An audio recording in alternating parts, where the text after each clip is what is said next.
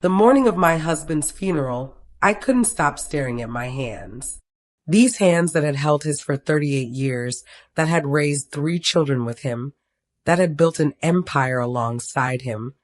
They trembled now like autumn leaves. The black dress I wore felt like armor, heavy and suffocating, as if it could somehow protect me from the reality that James' heart, my James, was gone. Mama, it's time. Celeste's voice broke through my thoughts. My middle child, my only daughter, stood in the doorway of our bedroom. No, my bedroom now. Her eyes were swollen from crying, mascara already smudging despite her best efforts. She looked so much like James in that moment, the same strong jawline, the same determined set to her shoulders even in grief. I nodded, smoothing down my dress one more time. I'm ready, baby. But I wasn't. How could anyone be ready to bury the love of their life? The church was packed. St. Augustine's had never seen so many people, not even for Easter service. Business associates, community leaders, friends from our college days. They all came to pay their respects to James Hart, the man who'd built himself from nothing into one of the most successful real estate developers in the city. The man who died in a warehouse fire 3 days ago, trapped inside while inspecting a property for a new development. I sat in the front pew, flanked by our children. Adrian, our eldest at 38, sat rigid beside me, his face a mask of controlled grief. He'd already started fielding calls about the company, about what would happen now. Always the pragmatist, my Adrian. To my left, Celeste gripped my hand so tight I thought she might break it. And Damien, our youngest at 31, sat on her other side, his jaw clenched, eyes darting around the church like he was looking for someone to blame. The pastor's words washed over me like white noise. James Hart was a pillar of our community, devoted husband, loving father. All true, but they felt hollow, inadequate. How do you sum up a life like his in a few platitudes? The coffin sat at the front of the church, closed and draped in white roses, his favorite. The fire had been too devastating, they said. No open casket, no final goodbye. Just this wooden box that supposedly held what remained of my husband. My phone buzzed in my purse. I ignored it. Who would be texting me during my husband's funeral? It buzzed again, insistent. Mama, Celeste whispered, your phone. It's nothing, baby. But something made me reach for it anyway. Maybe it was intuition, or maybe it was just the desperate hope that this was all a nightmare, and someone was texting to tell me James was actually at the office, wondering why I wasn't home making his favorite Sunday dinner. The message was from an unknown number. I'm alive. That's not me in the coffin. The church spun. My heart hammered against my ribs, so hard I thought everyone must hear it. This had to be some sick joke. Some cruel person taking advantage of a grieving widow. My fingers shook as I typed back, "Who are you?" The response came immediately, "You can't know now. Don't trust anyone. Stay safe. Mama." Celeste's voice seemed to come from very far away. "Mama, are you okay?" I shoved the phone back in my purse, my mind racing. The pastor was still talking, but his words were meaningless noise now. I stared at that coffin, at those white roses, and wondered what or who was really inside. The rest of the service passed in a blur.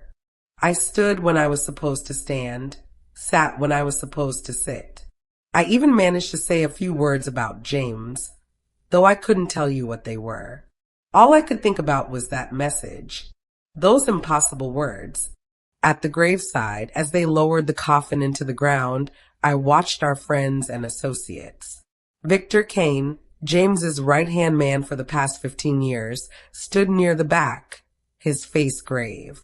He'd been the one to identify the body, or what was left of it. He'd been the one to call me that night, his voice breaking as he told me James was gone. The business rivals were there too. Marcus Robert from Robert Industries, the Whitmore brothers who'd been trying to buy out James's waterfront properties for years. They all wore appropriate expressions of sorrow. but something felt off. They seemed relieved, comfortable, ashes to ashes, dust to dust. My phone buzzed again. This time I didn't hesitate. I pulled it out, not caring who saw.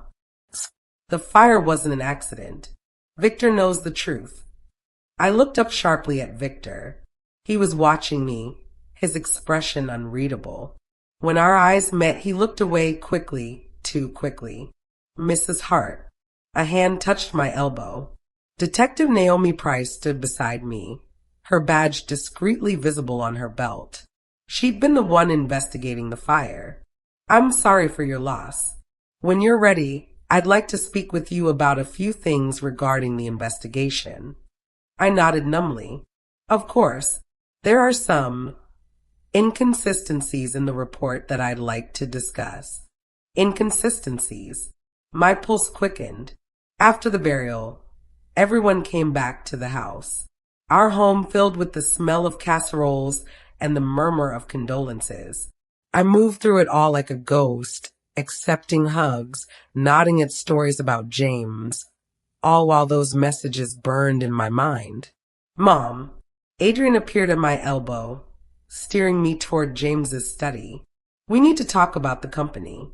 The board is meeting tomorrow and they need to know. Not today, Adrian. My voice came out sharper than I intended. Mom, I know this is hard, but Dad would want, your father isn't even cold in the ground yet. The words tasted bitter. If those messages were real, if James was alive, then he wasn't in the ground at all. Adrian's face hardened. Someone needs to take charge. The vultures are already circling. Robert called me this morning about buying the waterfront project. I said not today. He left, frustration radiating from every line of his body. My pragmatic son, always thinking about the business, just like his father, or so I'd thought. I escaped to the kit, Robert, where Celeste was arranging food on platters, tears streaming down her face as she worked. She'd always been the emotional one, wearing her heart on her sleeve. Oh, Mama, she said when she saw me, falling into my arms. I can't believe he's gone. It doesn't feel real. I held her tight, stroking her hair the way I had when she was little. I know, baby. I know.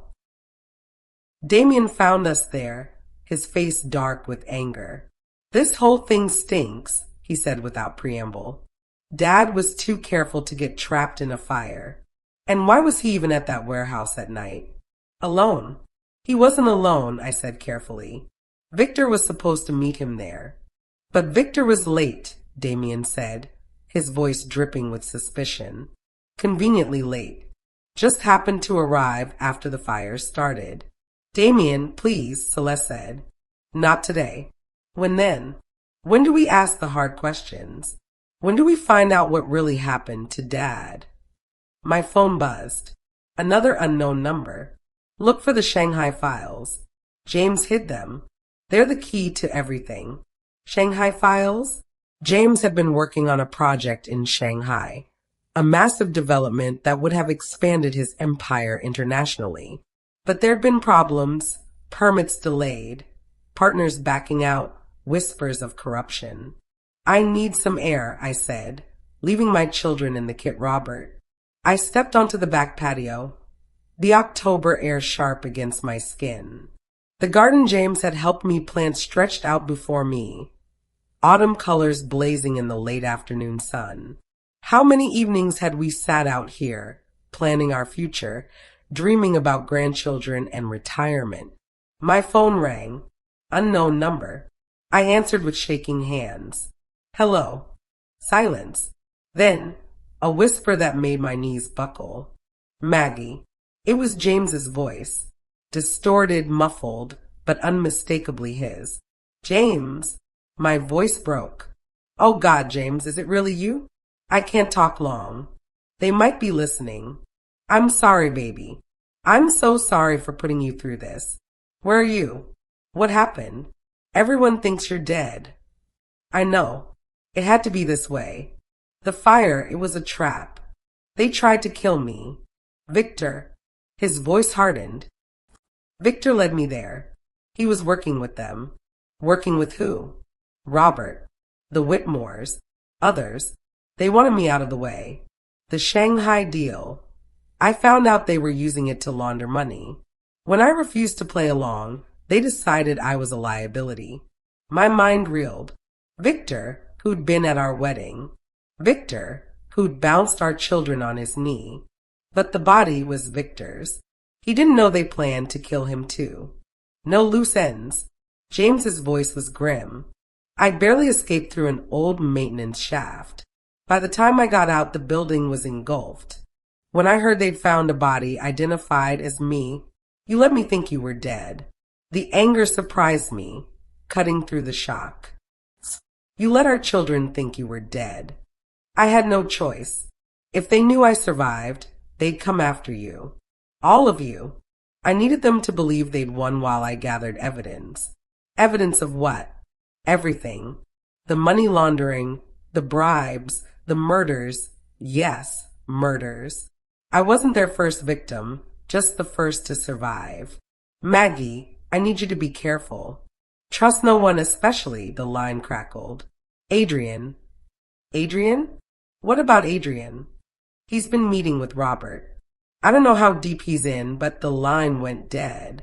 I stood there, phone pressed to my ear, listening to nothing while my world tilted off its axis. My husband was alive. My son might be a traitor. Everything I thought I knew was a lie. Mrs. Hart.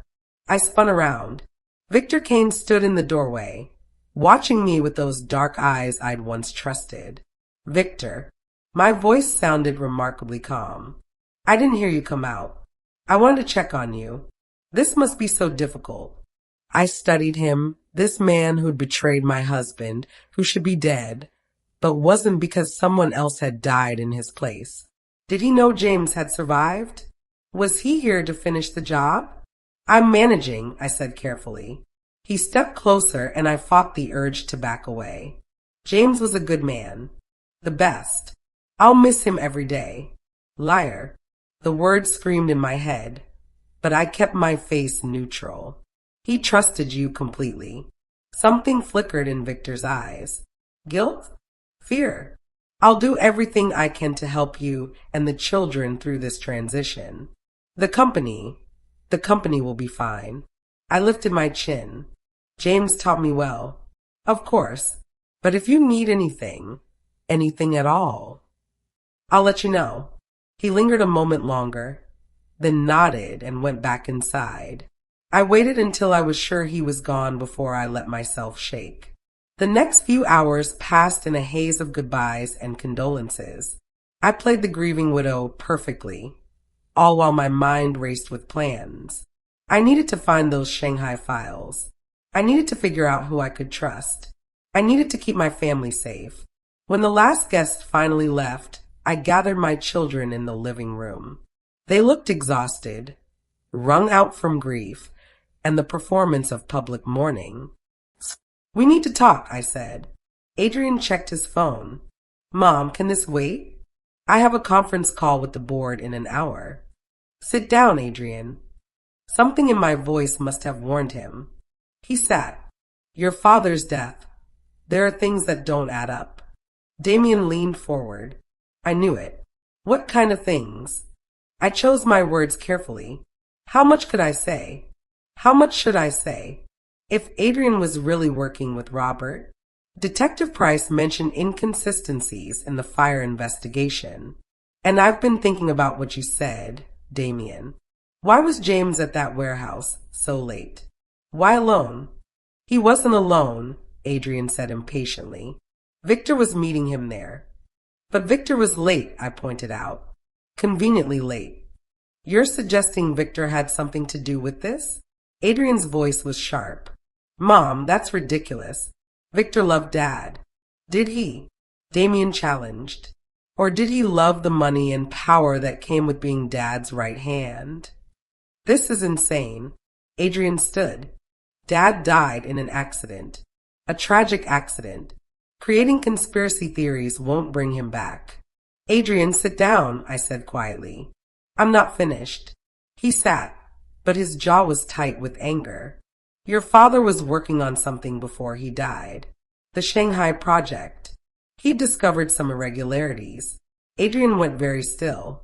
What kind of irregularities? I watched him carefully. Financial ones. He suspected someone was using the project for illegal purposes. That's impossible, Adrian said quickly. Too quickly. I've been overseeing that project with him. Everything was above board. Then why did Robert call you this morning about buying it? Damien asked. Seems pretty convenient that Dad dies and suddenly Robert wants to swoop in. It's business, Adrian snapped. Robert's been interested in that project for months. Boys, please, Celeste intervened. We're all hurting. Let's not turn on each other. But I was watching Adrian, seeing the sweat on his brow, the way his hands clenched and unclenched. My eldest son, always so controlled, was rattled. I think, I said slowly, that we need to be very careful about any business decisions right now. No sales, no major changes, until we understand exactly what happened to your father. Mom, Adrian's voice was strained, the board won't wait. The shareholders can wait a week while we bury my husband. My voice was steel. And if you have a problem with that, Adrian, perhaps you should ask yourself why you're in such a hurry to dismantle what your father built. The room went silent.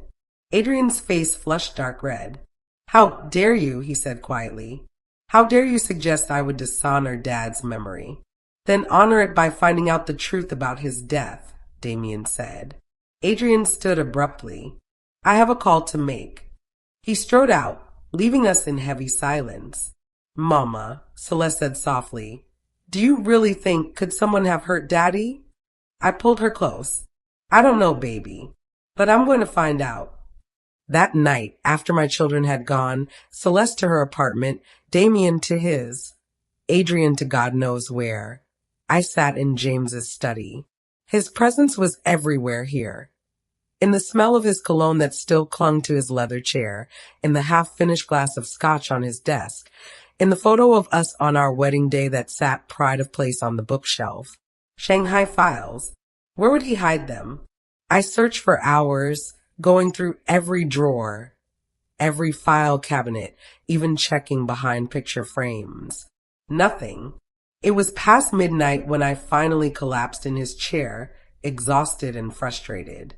My phone buzzed. Another unknown number. You're looking in the wrong place. Remember our first house. Our first house. A tiny 2-bedroom in Riverside that we'd bought with every penny we'd saved. We'd been so proud, so young, so full of dreams. James had hidden our emergency cash in the floorboard, under the desk. I dropped to my knees, running my hands along the floor. There, a board that felt slightly different. I pried it up with a letter opener, and there it was, a flash drive wrapped in plastic. My hands shook as I plugged it into James's computer. File after file opened before me. Financial records, emails, recorded conversations. The scope of it was staggering. Robert and the Whitmores weren't just laundering money. They were involved in human trafficking, using James's shipping containers to move people. When James had discovered it and threatened to go to the authorities. My God, I whispered. There was more. Emails between Robert and... I gasped. Adrian. My son had been feeding them information, helping them maneuver around James's investigations. The last email was dated the day before the fire. The old man knows too much. It's time. Make sure he comes alone. I covered my mouth, fighting nausea. My own son had helped orchestrate his father's murder. A sound from downstairs made me freeze. The front door. Footsteps. I quickly ejected the flash drive and shoved it in my pocket, closing the files on the computer. The footsteps were coming up the stairs now, slow and deliberate. My heart hammered as I grabbed the letter opener, the closest thing to a weapon I could find. Mom, Adrian appeared in the doorway, and for a moment we just stared at each other. My son, My firstborn, the boy I'd nursed through fevers and taught to ride a bike. When had he become a stranger? Adrian. I kept my voice steady. It's late. What are you doing here? I could ask you the same thing. His eyes swept the room, taking in the displaced floorboard, the computer screen still glowing. Looking for something? Just going through your father's things. I couldn't sleep. He stepped into the room, and I instinctively moved to put the desk between us. Find anything interesting? Old photos, memories. The flash drive felt like it was burning a hole in my pocket. Mom. His voice was soft, almost sad. I know this is hard. Losing Dad, it's killing me too. But you have to be careful about the questions you're asking, the accusations you're making. I haven't accused anyone of anything. Haven't you? He moved closer, suggesting Victor was involved, implying I'm somehow dishonoring Dad's memory. These are dangerous words, Mom. Dangerous thoughts. Are you threatening me, Adrian? His face crumpled for just a moment, and I saw my little boy again. I'm trying to protect you. You don't understand what you're dealing with. These people, Robert, the others, they don't play games. If they think you're a threat, like they thought your father was a threat, the mask slammed back into place. Dad's dead, Mom. Whatever he was involved in died with him. Let it stay buried. How can you say that? He was your father, and I'm your son. The words exploded out of him. Your living son, who's trying to keep you alive. Do you think I wanted this? Do you think I had a choice? There's always a choice, Adrian. He laughed bitterly. That's what Dad used to say. Right before he'd make another enemy, burn another bridge. He thought he was invincible. Look where it got him. So you helped them kill him?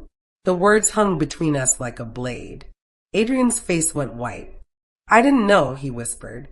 I swear to you, Mom. I didn't know they were going to. I thought they just wanted to pressure him, to make him see reason about the Shanghai deal. You gave them information.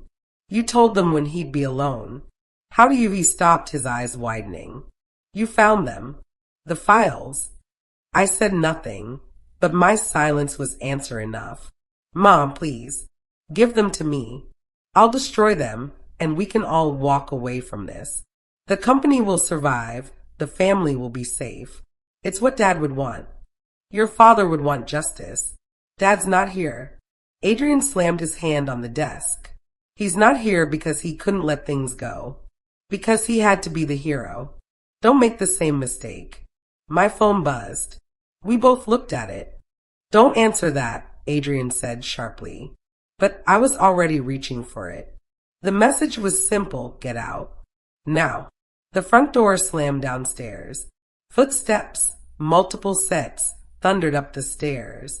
Mom, give me the files, Adrian said urgently. It's the only way I can protect you. But I was already moving, shoving past him toward the hidden panel James had installed years ago. A panic room he'd insisted on after a business rival had threatened our family. Mom, no. I slammed the panel shut just as men in dark suits flooded into the study. Through the one-way glass, I watched Adrian talking to them, gesturing frantically. One of them, Robert himself, backhanded my son across the face. Where is she? Robert's voice was muffled but audible. I don't know, Adrian gasped. She was just here, another blow. The files? Where are the files? I don't know. I didn't even know they existed until Robert pulled out a gun. You've outlived your usefulness, young heart. Just like your father. Wait. Adrian scrambled backward. I can find her. She trusts me. I'm her son. Her son who betrayed his father. Robert's voice was cold. What makes you think we can trust a man who would do that? I pressed my hand to my mouth, watching my son face the consequences of his choices. Part of me wanted to burst out, to save him despite everything. But I stayed frozen, clutching the flash drive. Please, Adrian begged. I did everything you asked. I gave you the information. I helped you. You helped us kill James Hart, Robert finished. And now you'll join him. The gunshot was deafening, even through the soundproof glass. I bit down on my scream as Adrian crumpled to the floor, blood spreading across the Persian rug I'd picked out for James's birthday last year. Search the house, Robert ordered. Find the woman. Find those files. They scattered, and I was left staring at my son's body, at the blood that looked black in the dim light. My firstborn. My pragmatic, ambitious, lost boy. My phone vibrated. James again, are you safe? I typed back with shaking fingers. Panic room. Adrian is dead. They killed him. A long pause. Then, I'm sorry, baby. I'm so sorry. Can you get to the garage? The panic room had 2 exits, one back into the study, one that led to a hidden passage to the garage. James's paranoia saving me one last time. I made my way through the passage, my legs shaky, my mind reeling. Adrian was dead. My son was dead. He'd betrayed his father, yes, but he was still my child. The boy who'd made me a mother. The garage was dark, silent. I crept to my car, keys clutched in my hand. Going somewhere, Mrs. Hart? I spun around. Victor Kane stepped out of the shadows, and this time, he wasn't bothering to look sympathetic. Victor. My hand tightened on the letter opener I'd somehow kept hold of. You know, I really did respect James, he said conversationally. Brilliant man. It's a shame he couldn't just play along. So you led him to his death. I led him to a business meeting. What happened after? He shrugged. Though I must admit, I didn't expect to be on the casualty list myself. These people, they're thorough. But you survived. His smile was cold. Barely. 3rd degree burns over 60% of my body. Months of recovery in a very private, very expensive facility. All while everyone thought I was James, dead and buried. Why tell me this? Why reveal yourself? Because you have something I need. Those files, they implicate me too. I can't have them surface. They also prove my husband was murdered. Your husband is dead, Maggie. Whether by accident or design, what does it matter now?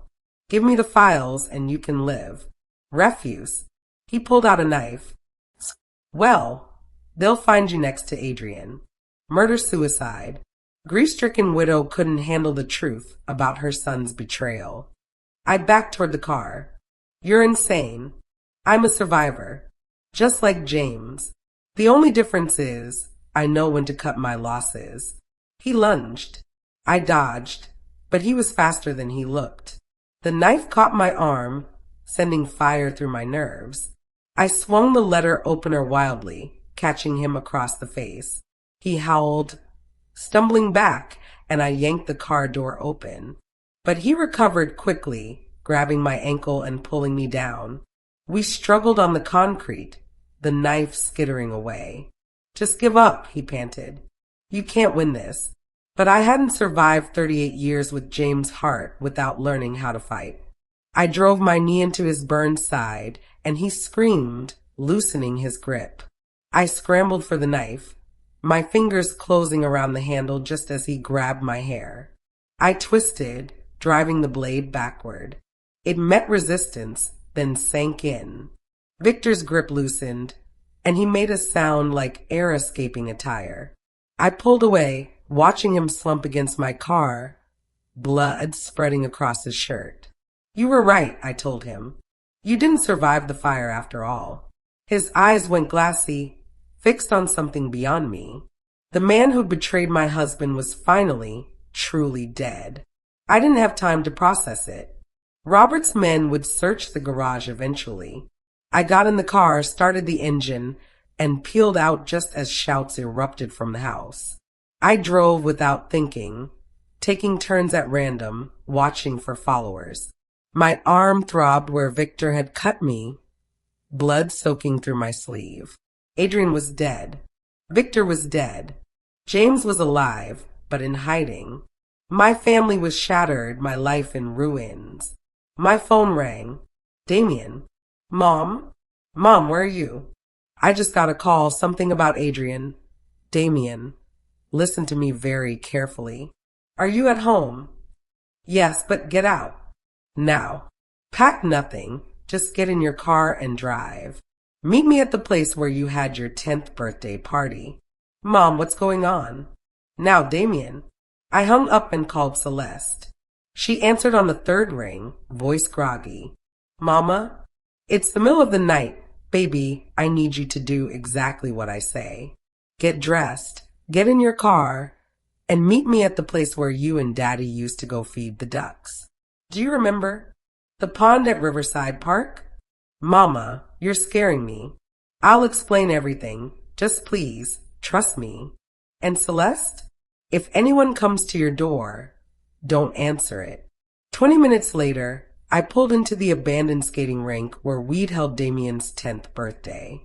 He was already there, pacing beside his car. When he saw me, his face went white. Mom, you're bleeding. I'm okay. I wasn't, but that could wait. We need to wait for Celeste. I couldn't say the words. Not yet. Celeste arrived 10 minutes later, still in her pajamas with a coat thrown over them. Mama, what? She saw the blood and gasped. Get in the car, both of you. We need to keep moving. They piled into my back seat, and I drove while I talked, telling them everything. The messages, the files, Adrian's betrayal, his death, Victor, Robert. By the time I finished, Celeste was sobbing and Damien was dangerously quiet. So Dad's alive? Damien finally asked. Yes. And Adrian helped kill him? Except he didn't actually kill him. Yes. And now Adrian's dead. Yes. Damien punched the back of my seat. I knew it. I knew something was wrong. But Adrian, God, how could he? He was trying to protect us, Celeste whispered, in his own twisted way. He thought if he cooperated, he got Dad killed. Damien roared. Or tried to. And now he's dead too, I said quietly. My son is dead. Your brother is dead. We can assign blame later. Right now we need to survive. My phone rang. Unknown number. Maggie, it's me. James's voice filled the car through the speaker. Are you safe? Are the kids with you? Daddy. Celeste's voice broke. Hi, baby girl. God, it's good to hear your voice. James, they killed Adrian. I could barely get the words out. Robert shot him. In your study. Our boy, I know. I'm watching the news. They're reporting it as a home invasion. Maggie, I'm so sorry. This is all my fault. Dad, where are you? Damien demanded. Close. I've been watching, waiting for the right moment. But after tonight, we can't wait anymore. Do you have the files? I touched my pocket. Yes. Good. There's a federal prosecutor, Michael Thornton. He's clean, and he's been building a case against Robert for years. With those files, we can bury them all. But first, I need to see you. All of you. He gave us an address, a cabin in the mountains 2 hours north. Come alone. Make sure you're not followed. And Maggie, I love you. I've loved you every second of every day since I've been gone. I love you too, I whispered. The drive felt endless. Every set of headlights could be Robert's men. Every shadow could hide danger. But finally, we turned onto a dirt road that led to a small cabin, light glowing in the windows. The door opened before we could knock, and there he was. James, alive, thinner, his hair more gray, a healing scar across his jaw, but alive. Maggie. His voice broke on my name. I flew into his arms, and for a moment, the horror of the past hours faded. He was warm and solid and real, and he smelled like home. Daddy. Celeste crashed into us, and then Damien, and we stood there in a tangle of arms and tears and grief and joy. When we finally pulled apart, James's eyes went to my bloody arm. You're hurt. It's nothing. Victor's dead. I know. I've been monitoring police channels. His face was grim. Adrian. Don't. I couldn't hear it. Not yet. Just tell us what happens now. We sat around the small Kit Robert table while James laid out his plan. The files would go to Thornton. James would testify. Robert and his network would fall. But they'll come after us, Damien pointed out, which is why you're all going into protective custody. Tonight, Thornton has a team standing by. What about you? I asked. James took my hand. I'm the star witness. I'll be protected, but it'll be months before the trial. Maybe longer. We'll have to be apart again. No. I squeezed his hand. We've been apart enough. Whatever happens, we face it together. He smiled, and for a moment, I saw the young man I'd married all those years ago. Together, then. The next hours were a blur of federal agents, safe houses, and statements. The files I'd found were even more damning than James had hoped. Not just Robert and the Whitmores, but a whole network of corruption reaching into city government, the police, the ports. The news broke at dawn. Businessman presumed dead revealed alive. Exposes major criminal network. Adrian's death was reported as part of the gang war that erupted as Robert's empire crumbled. We buried Adrian a week later, in a private ceremony under heavy security. I stood between James and my surviving children, trying to reconcile the son I'd loved with the man he'd become. He'd made terrible choices, but he died trying to protect me in his own way. That had to count for something. Detective Naomi Price attended, offering quiet support. She'd been suspicious from the beginning, she told me, but without evidence. Now, with James's testimony in the files, she had everything she needed. The trial took 8 months. 8 months of safe houses and security details, of watching James on the stand detailing years of corruption and murder. Robert and 14 others were convicted. Life sentences all around. Victor Kane was buried quietly, his betrayal a footnote in the larger story. The man who'd helped build James's empire and then tried to destroy it was forgotten by everyone but us. We never returned to the old house. Too many ghosts, too much blood. Instead, we bought a smaller place outside the city with good security and better memories waiting to be made. Damien took over the company, with James advising from the sidelines. He had his father's business sense, but had learned hard lessons about trust and loyalty. Celeste went back to teaching, finding solace in her students' innocence. And James and I, we learned to be us again, to trust each other with the small things after surviving the ultimate test. The man I'd buried wasn't the man I got back. He was marked by his experience, haunted by Adrian's loss and his own survival. But he was mine and I was his, and that was enough. Sometimes I still dream about that day at the funeral, about the message that changed everything. I'm alive. Trust no one. In my dreams, I sometimes save Adrian. Sometimes Victor never betrays us. Sometimes the coffin really does hold my husband, and the messages were just cruel pranks. But then I wake up, and James is there beside me, scarred but breathing, and I remember that sometimes the resurrection comes with a price we never expected to pay. It's been a year now since that funeral, since I stood in my black dress and mourned a man who wasn't dead. A year since I discovered how deep betrayal can run, how it can wear the face of your own child. Adrian's room in our new house remains empty, a shrine to the son he was before ambition and fear twisted him into someone I couldn't recognize. James doesn't go in there. The guilt eats at him. Survivor's guilt mixed with the agony of a father who lived while his son died for helping orchestrate his murder. We've had therapy, together and apart, trying to process the impossible. How do you mourn someone who betrayed you? How do you forgive yourself for surviving when your child didn't? He made his choice, the therapist says, but it's not that simple.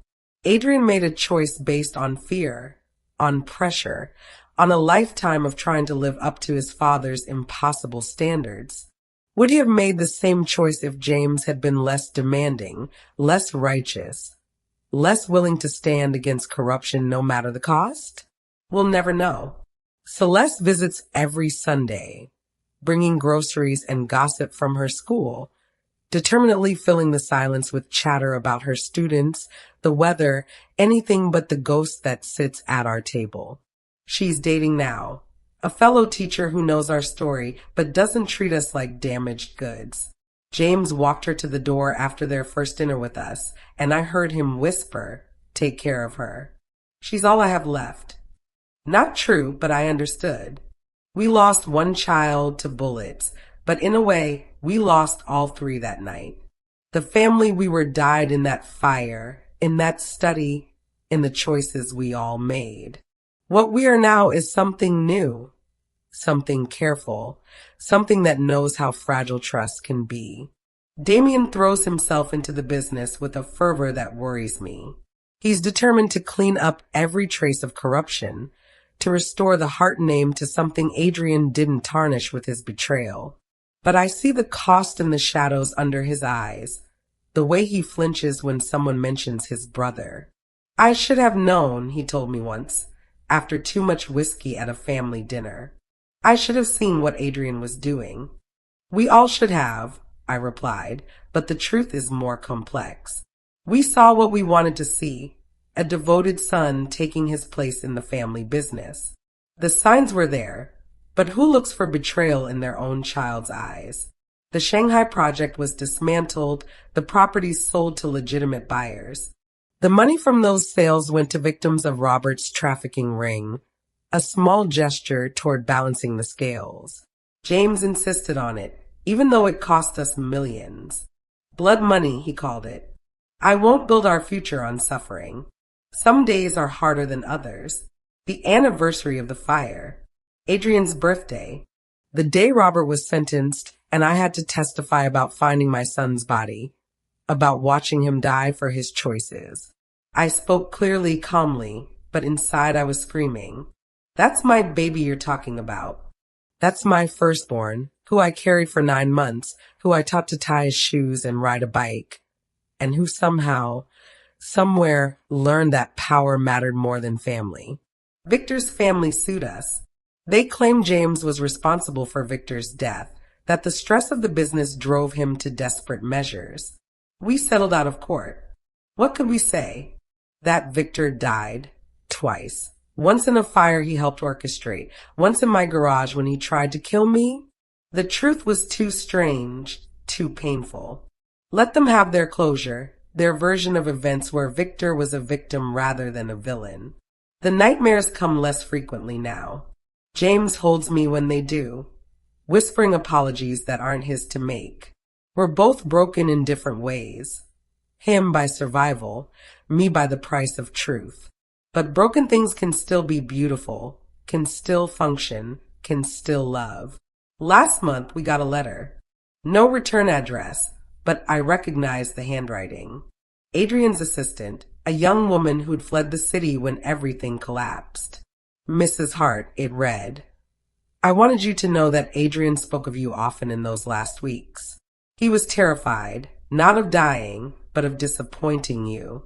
He said once that everything he did was to protect the family, to keep you safe from people who wouldn't hesitate to hurt you.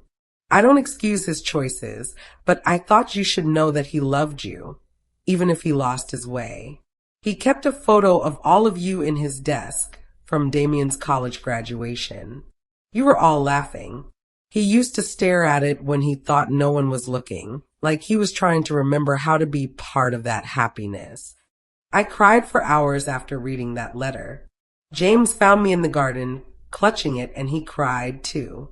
For our son who lost his way. For the family in that photo who didn't know what was coming. For the choices that led us all here. The investigation continues. Robert's network was vast, and every thread pulled reveals new corruption, new victims, new graves. James spends hours with prosecutors, going through documents, identifying players. It's his penance, he says, for surviving when others didn't. 3 months ago, they found another body. A businessman who disappeared 5 years ago, supposedly fled the country after embezzlement charges. He'd actually been murdered for refusing to launder money through his import business. His widow came to see us to thank James for finally giving her answers. "I knew he wouldn't just leave us," she said, tears streaming. "I knew he was dead, but everyone said I was in denial. Thank you for proving I wasn't crazy." After she left, James locked himself in his office for hours.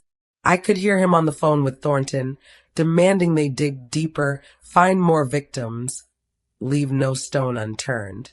He's driven by guilt and fury in equal measure. Guilt that he survived, fury that it took his near death to expose it all.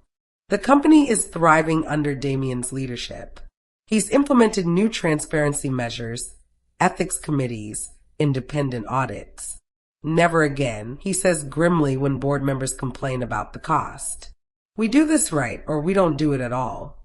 He's so much like his father, but tempered by loss, by the knowledge of what unchecked ambition can cost. I see him watching his employees, looking for signs of the corruption that claimed his brother. It's exhausting, but I understand.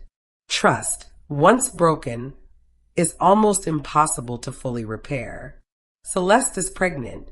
She told us last week, glowing with joy and terror in equal measure. "I want to name him Adrian if it's a boy," she said quietly. "Not for who he became, but for who he was. My big brother who taught me to ride a bike, who scared away the monsters under my bed. That Adrian deserves to be remembered too." James had to leave the room, but I saw the gratitude in his eyes. Redemption comes in small packages sometimes, in the promise of new life carrying an old name, cleaned of its sins by innocence. We're planning to move again soon. Somewhere without memories on every corner, where we can walk without checking over our shoulders. The marshals say the threat is minimal now. Robert's organization is shattered, his lieutenants dead or imprisoned. But habits born of trauma die hard. "Maybe somewhere with a beach," James suggested last night, looking at listings. "Remember that trip we took for our anniversary? Before the kids?" I remember, young and in love, believing we could conquer the world together. We did, in a way. We built an empire, raised a family, survived the unthinkable. But empires fall, families fracture, and survival comes with scars that never fully fade. Still, when he reaches for my hand across the breakfast table, when Damien laughs at something on his phone, when Celeste rubs her growing belly with wonder, I think maybe we're not just surviving anymore. Maybe we're learning to live again. The flash drive that started it all sits in an FBI evidence locker now. Its secrets told, its purpose served. Sometimes I dream about that night in James's study, about the moment I found it, about how different things might have been if I'd never looked, if I'd believed the lie of his death. But then I remember Adrian's blood on Persian silk, Victor's knife in the dark, Robert's voice ordering executions like dinner orders, and I know the truth was always going to surface. James made enemies of dangerous men by refusing to be corrupted. They would have come for us eventually, whether he lived or died. At least this way we got to fight back. We got justice, even if it came wrapped in grief. The therapist asks me sometimes if I regret anything.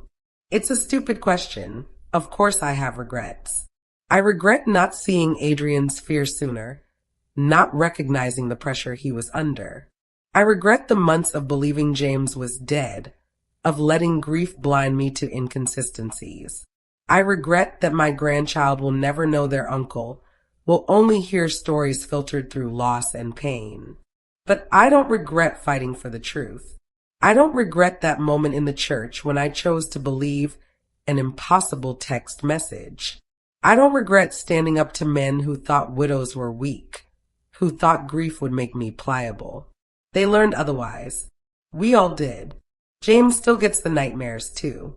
He wakes gasping, clawing at imaginary flames, calling out for Victor to help him. The irony isn't lost on either of us. In his dreams, he still trusts the man who betrayed him.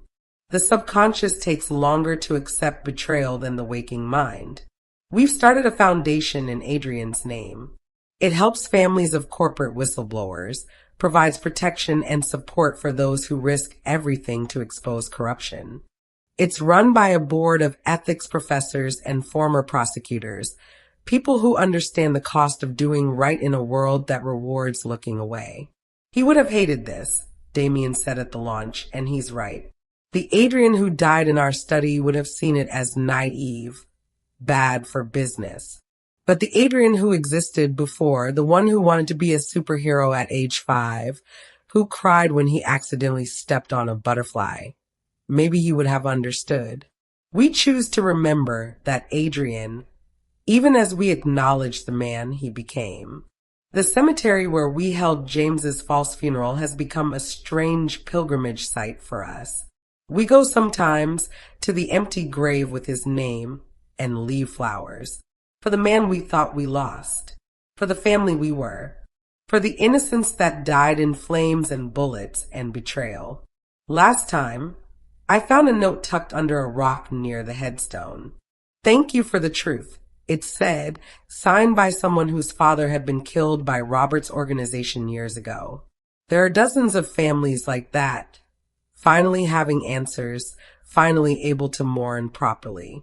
It doesn't make our losses lighter, but it makes them mean something. Detective Price retired last month. She came to say goodbye, bringing a bottle of wine and war stories from her career. Your case, she said after her third glass, was the one that almost broke me. When I realized that body wasn't your husband, when the pieces started coming together, I've never felt so helpless and so determined at the same time. She's writing a book about it. We gave our blessing with conditions. Adrian's story is ours to tell first when we're ready. If we're ever ready. The Whitmores fled the country before the arrests. Their assets were frozen, their empire crumbled, but they escaped justice in the most literal sense. Sometimes James gets updates from Thornton, a sighting in Switzerland, a transaction in the Caymans. They're ghosts now, rich ghosts, but ghosts nonetheless, unable to return to the life they killed for.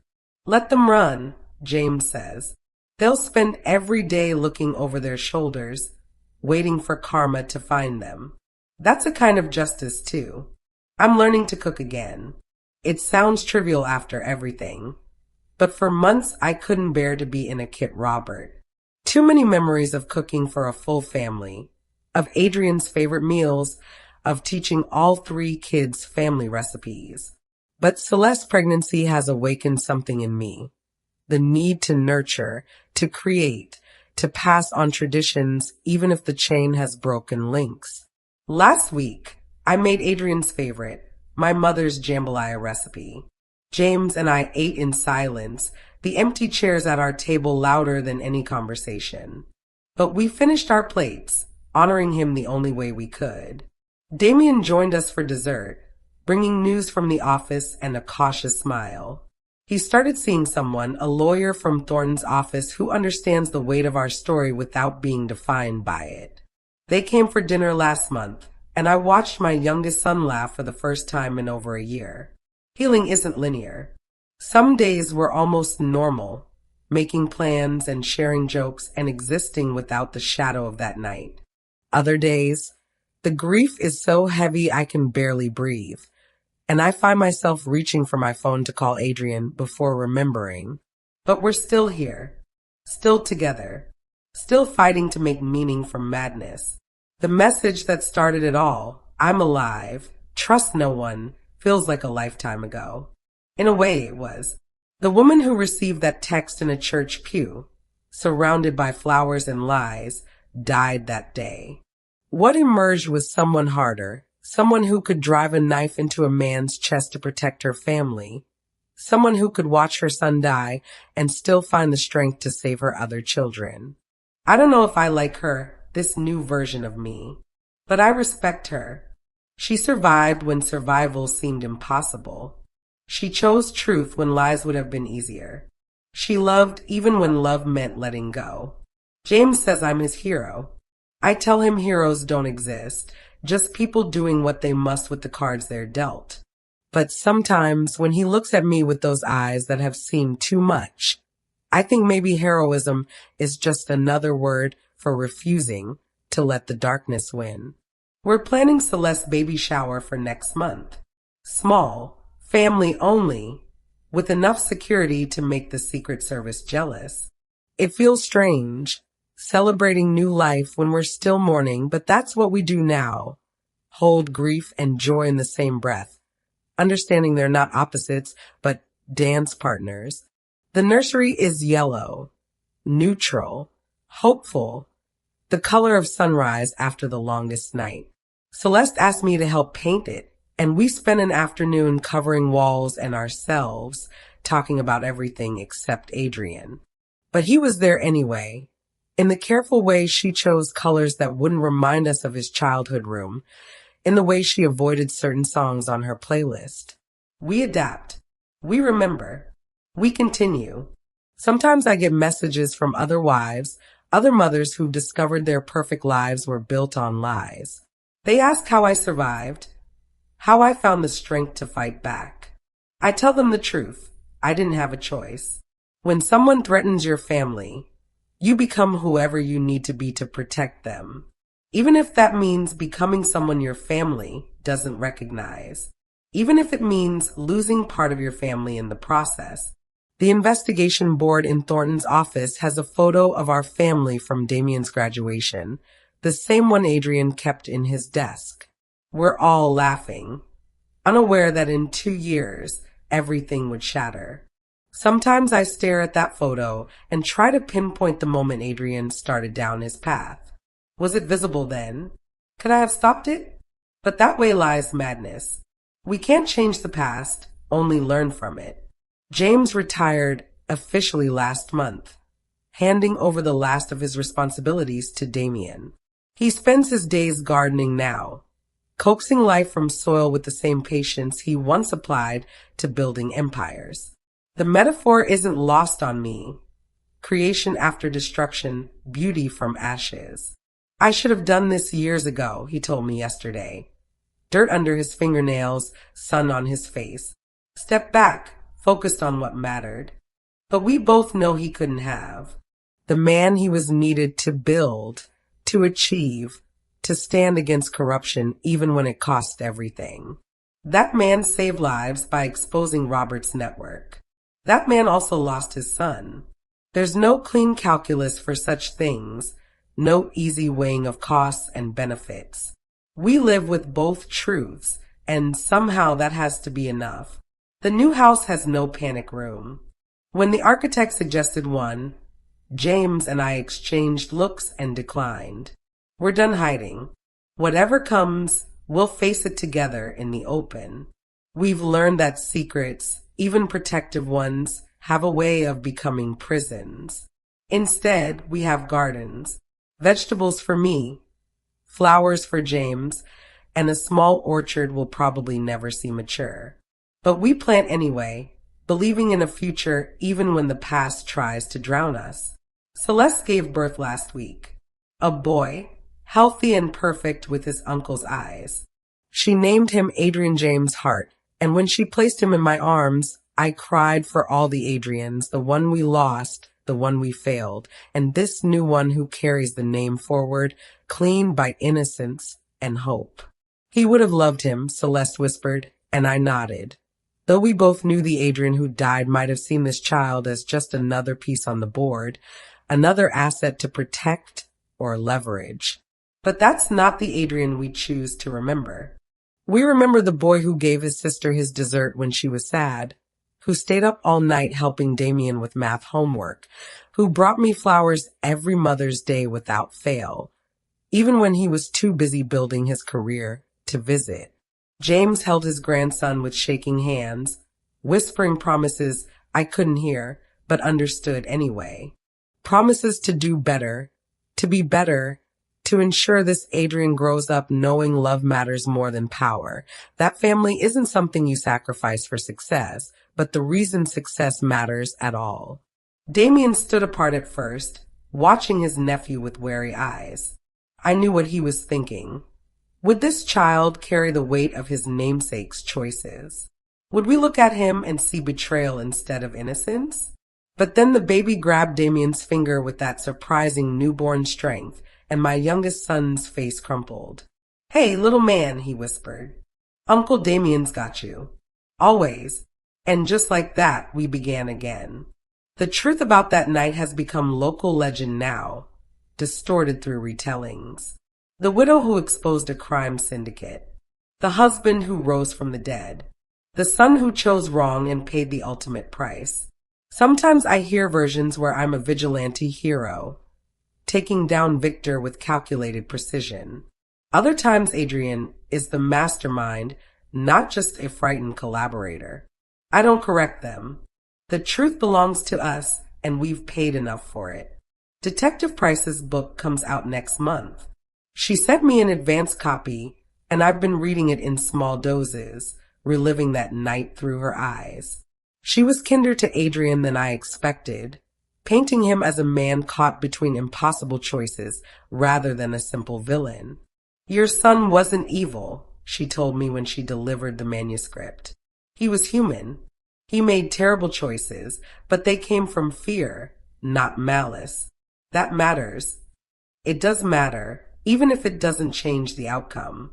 We scattered Adrian's ashes last month, on the anniversary of his death. Not in any special place. He wasn't someone who had favorite spots or sentimental attachments to locations. Instead, we went to the lake where we used to vacation when the kids were young, where Adrian caught his first fish and cried because he'd heard it. "I want to throw it back," he'd said then. Age 7. That's the Adrian we released into the water, watching the ashes swirl and disappear. The boy who worried about fish families, not the man who forgot his own. Robert died in prison 3 months ago. Heart attack, they said, though rumors swirled about poison, about revenge from other inmates, about suicide. James got the call at dinner, and we sat in silence for a long moment after. "Good," Damien said finally, viciously. "I hope it hurt." But James shook his head. Death isn't justice. Living with what he did, knowing he'd lost everything, that was justice. This is just ending.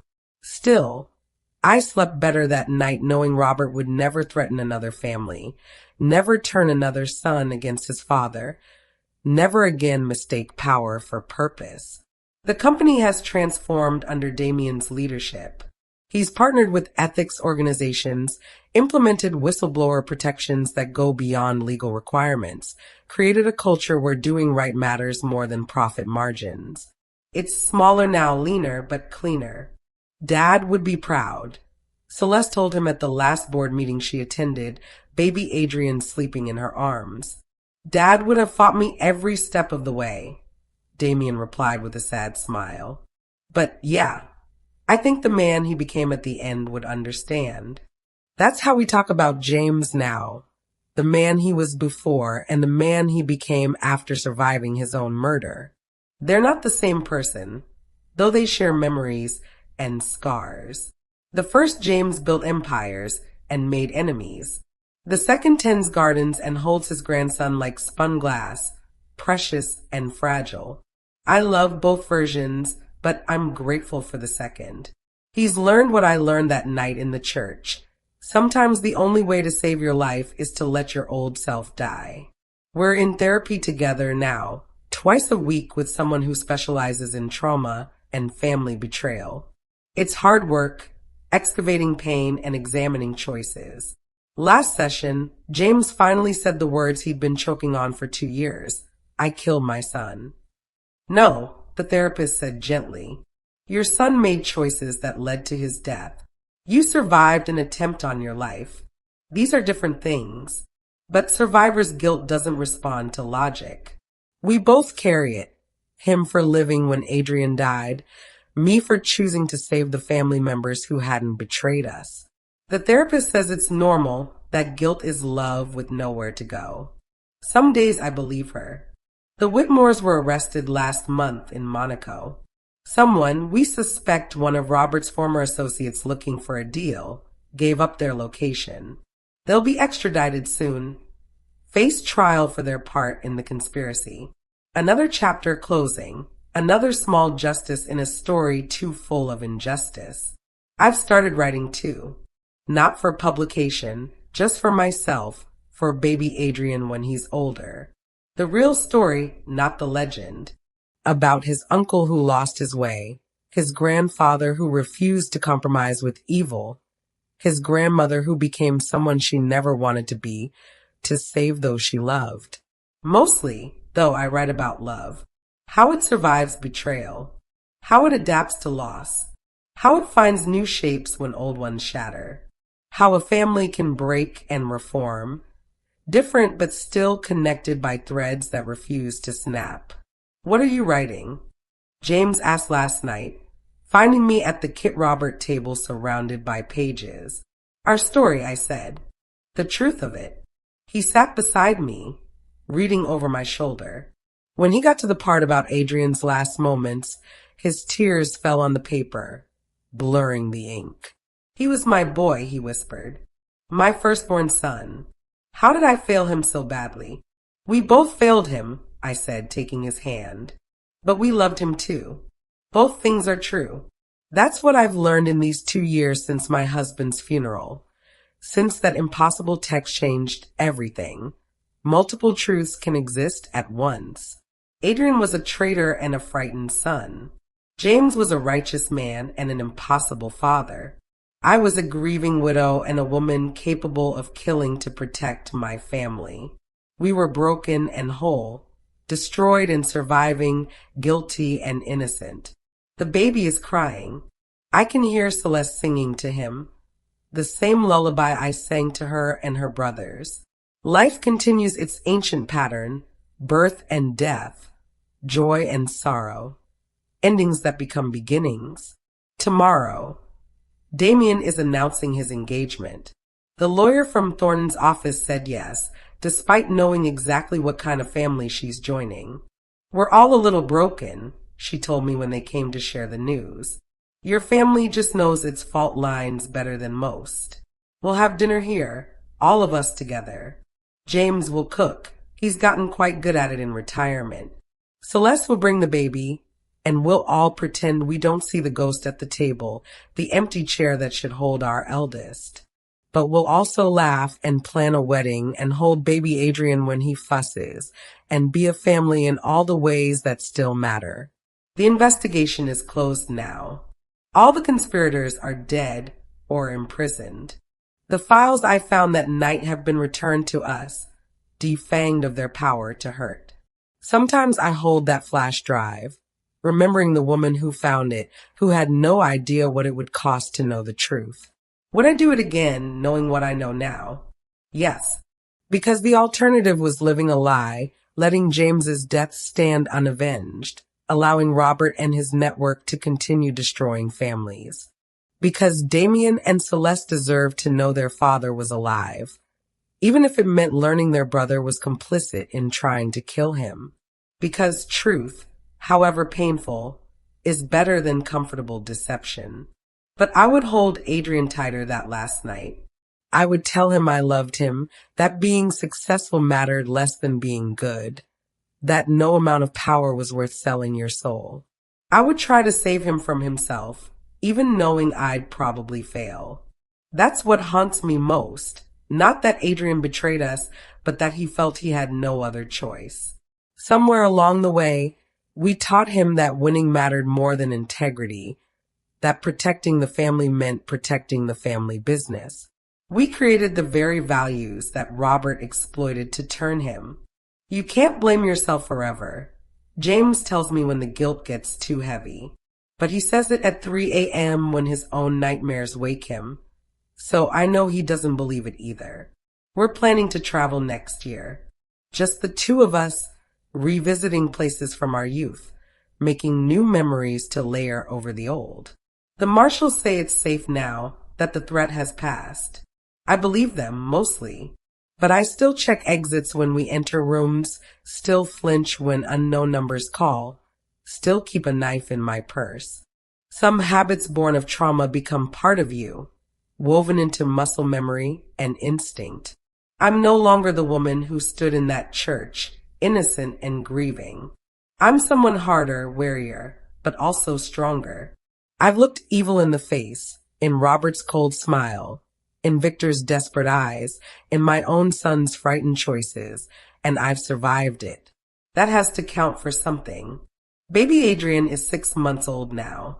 He has his uncle's eyes but Celeste's smile, and when he laughs, the whole room brightens. We don't talk about his namesake in front of him. Plenty of time for that when he's older.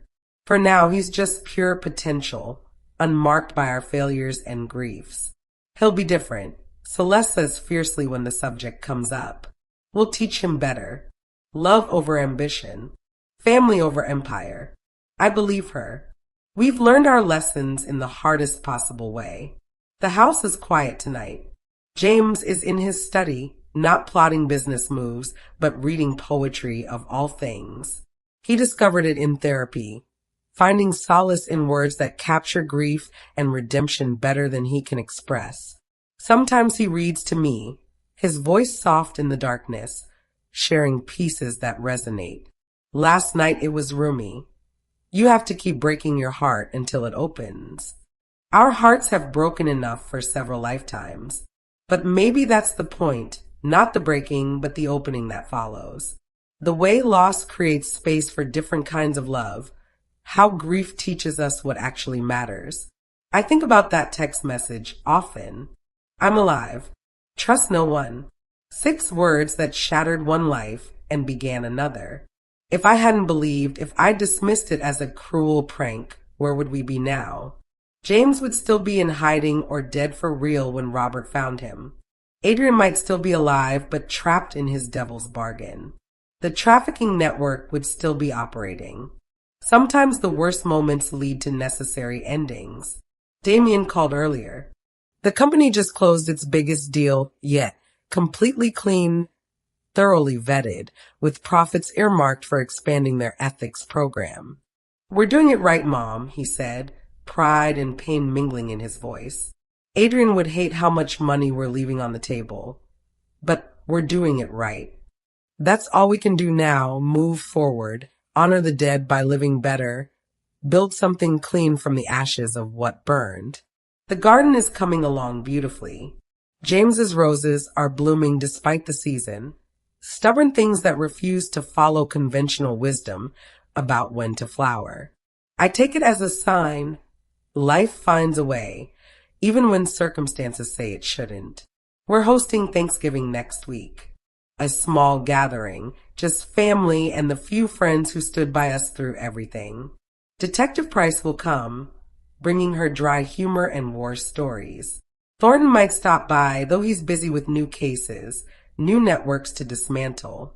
We'll cook too much food and carefully navigate around painful topics and hold baby Adrian when he fusses and pretend, for a few hours, to be normal. But we're not normal. We're a family that survived the unsurvivable, that paid prices we never agreed to pay, that learned love and betrayal can exist in the same heart. We're scarred and healing, broken and whole, grieving and grateful. We're still here. And in the end, that's what matters. Not the empire James built, or the one that crumbled. Not the son we lost, or the mistakes we made. But this, the choice to continue, to love despite betrayal, to trust despite deception, to hope despite grief. The text that started it all feels like a lifetime ago, because it was. We've died and been reborn so many times since then, shaped by fire and lost into people we barely recognize. But we're still us at the core, still the couple who built a life together, still the parents who would do anything for our children, still the family that refuses to let darkness have the final word. My phone buzzes. For a moment, my heart stops. Old trauma dies hard. But it's just Celeste, sending a video of baby Adrian laughing at something off screen. His joy is uncomplicated, pure, untouched by our history. This is why we survived. For moments like this. For the chance to do better, to break the cycles that broke us, to prove that love is stronger than ambition and family more precious than empire. I saved the video to watch again later when the ghosts get too loud. Then I go to find James in his study to sit with him in comfortable silence, two survivors sharing space and scars and the quiet miracle of still being here. Tomorrow will bring its own challenges. The past will always shadow us, and Adrian's absence will always ache. But tonight, we're together. Tonight, that's enough. The message that changed everything, I'm alive, trust no one, turned out to be both true and incomplete. Yes, James was alive. Yes, trust was dangerous. But the full truth was more complex. We're all alive, even when parts of us die. Trust must be earned and can be rebuilt. And sometimes the greatest act of love is letting go of who we were to become who we need to be. At my husband's funeral, I thought I was burying my life. Instead, I was planting seeds for something different, harder but more honest, scarred but stronger, forever changed but still standing. And in the end, still standing is its own kind of victory. Still loving, despite everything, is its own kind of triumph. Still together, after all we've lost, is its own kind of miracle. The story that began with a text at a funeral doesn't really end. It just transforms, like we have, into something that can bear the weight of truth and still choose hope. We are the hearts, broken but not beaten, grieving but not gone, forever marked by betrayal but defined by our refusal to let it win. This is our story. This is our truth. This is how we survived. And tomorrow, when the sun rises on another day we never thought we'd see together, we'll keep surviving. Keep choosing each other. Keep proving that love, complicated and costly as it can be, is still the only thing worth fighting for. The message was just the beginning. Everything that matters came after. The seasons have turned twice more since I began writing this account. Baby Adrian is walking now, toddling through James's garden with the same determined expression his uncle wore at that age. Sometimes I catch myself calling him by his uncle's childhood nickname before stopping, the past and present blurring in ways that both heal and hurt.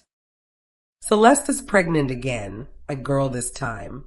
We're naming her Margaret, she announced last week, after the strongest woman I know. I cried then, understanding that my daughter sees not just the mother I was, but the warrior I became. This child will carry my name forward, but without the weight of tragedy that shadows Adrian's. The company has become a model for ethical business practices.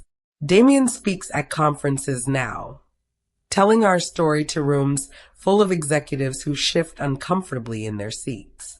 My brother died because he chose loyalty to profit over loyalty to principle, he says. My father almost died because he chose the opposite.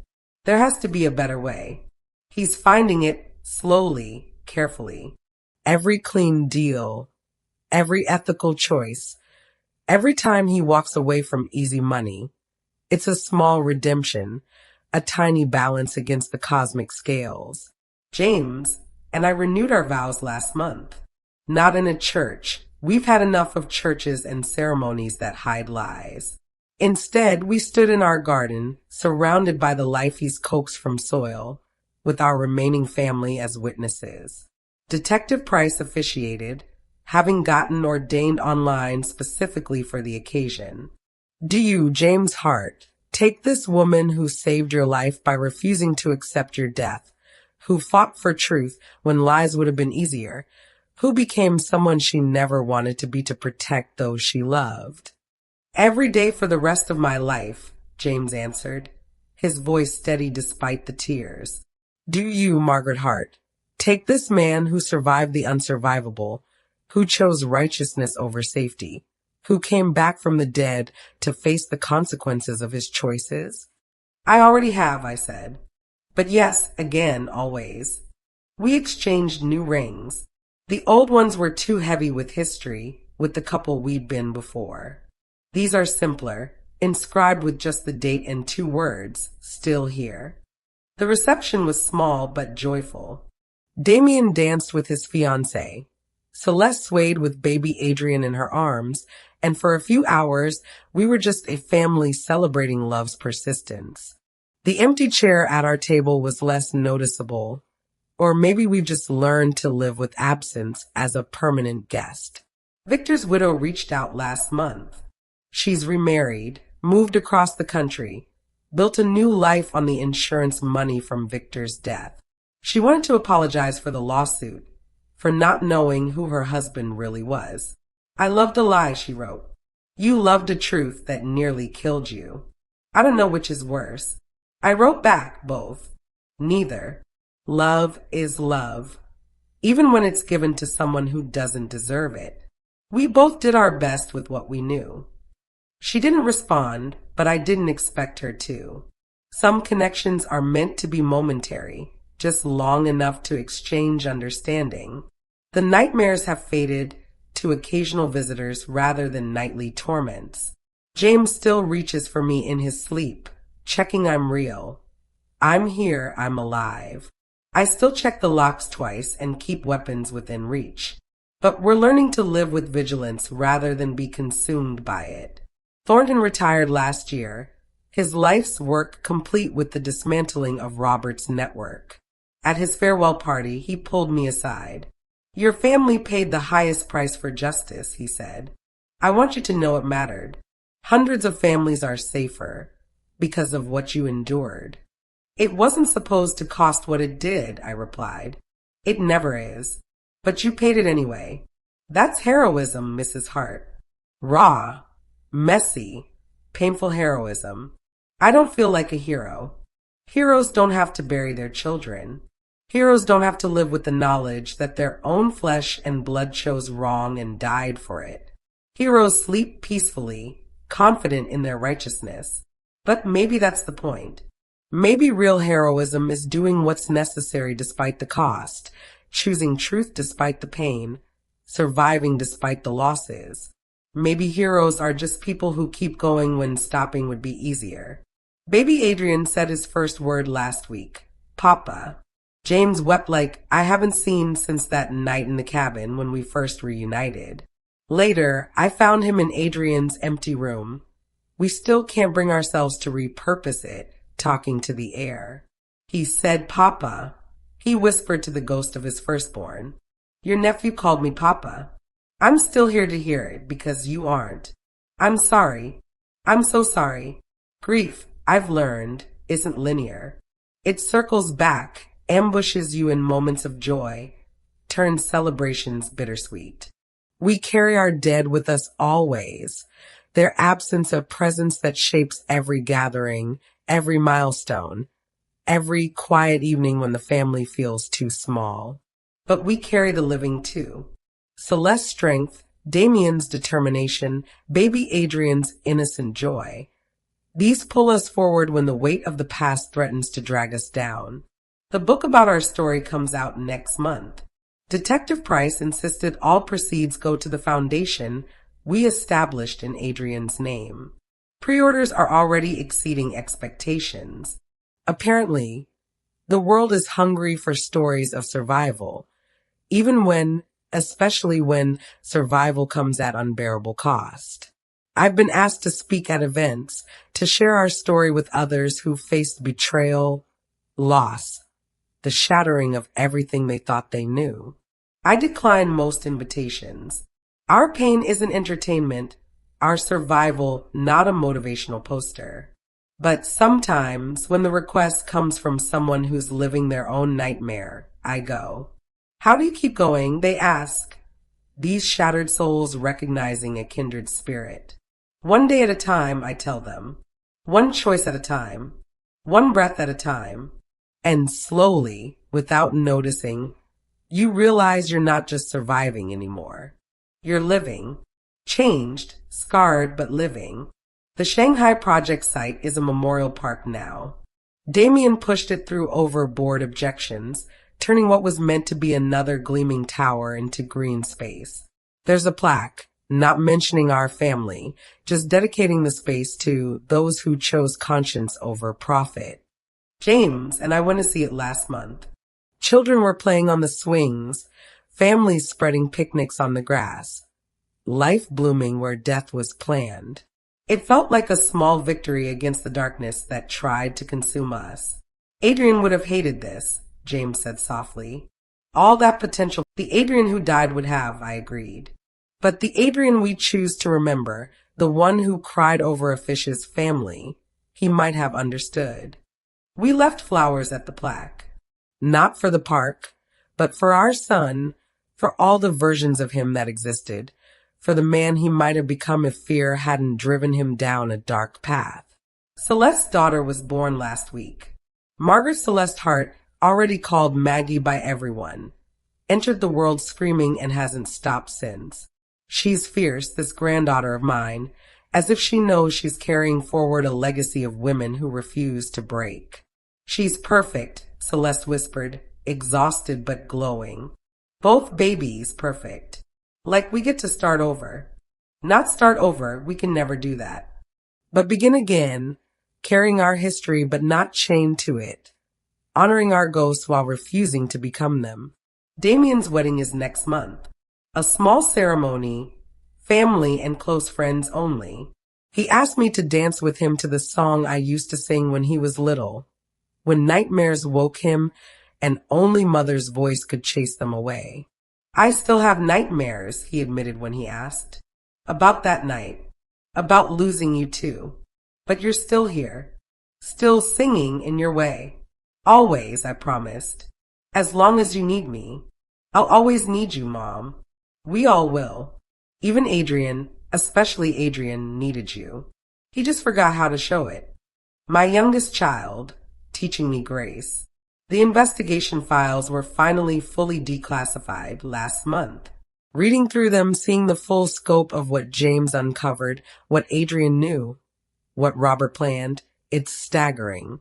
We weren't just one family caught in corporate warfare. We were the crack that brought down a dam of corruption decades in the making. But knowing that doesn't make Adrian's bed less empty or his chair less vacant at family dinners.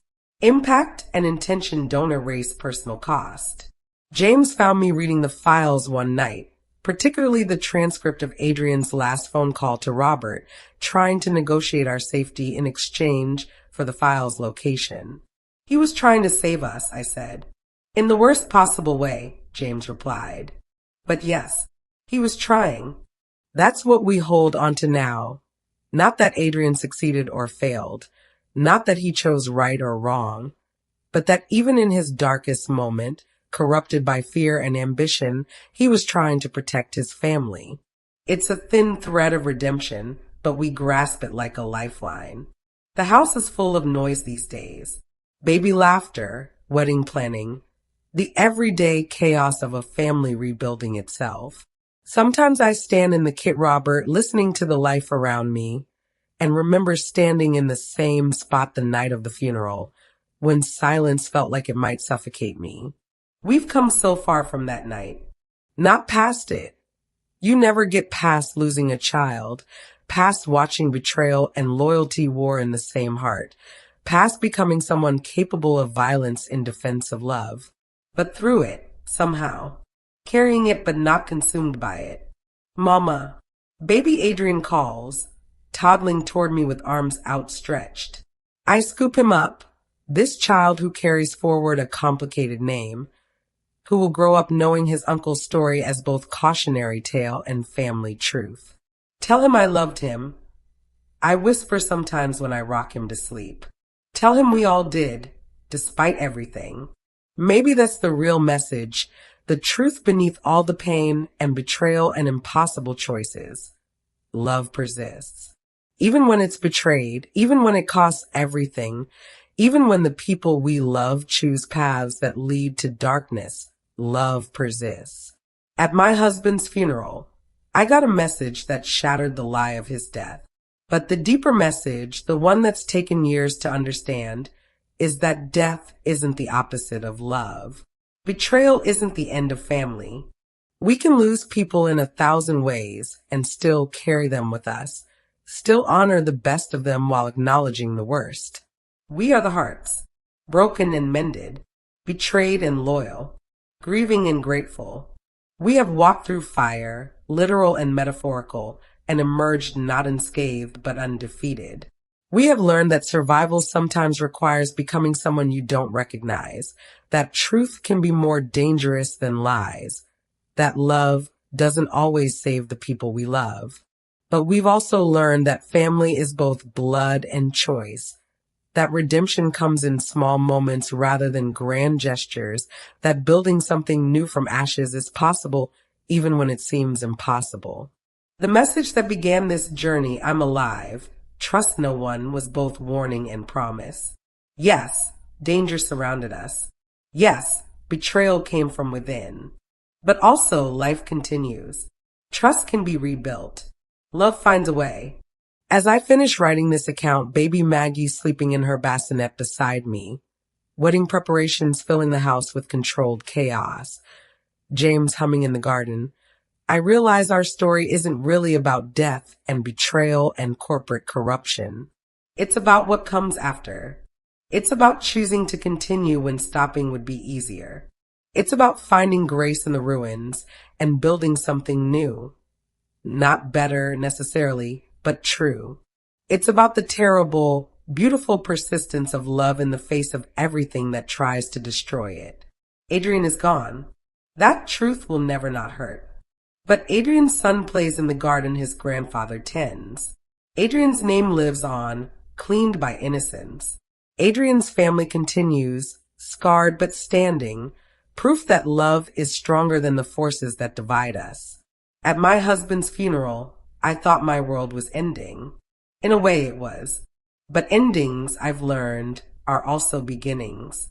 From the ashes of who we were, we've built who we are.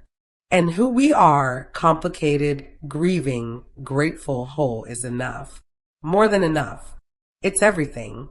The story that began with death and deception ends with life and truth.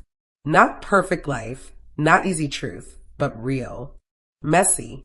Worth fighting for. Worth surviving for. Worth everything it cost, even though the price was higher than anyone should have to pay. This is our story. This is our truth. This is how love wins, even when it loses first. Thank you for joining me on this journey, for bearing witness to our pain and our healing. If you found something in our story that speaks to your own struggles, your own losses, your own impossible choices, then perhaps our suffering has meaning beyond our family. Remember, you are stronger than you know.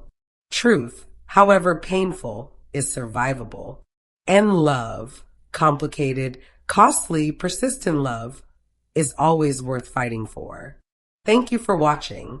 If this story touched you, please consider subscribing and sharing it with others who might need to hear that survival is possible, that families can heal, that love truly does conquer all.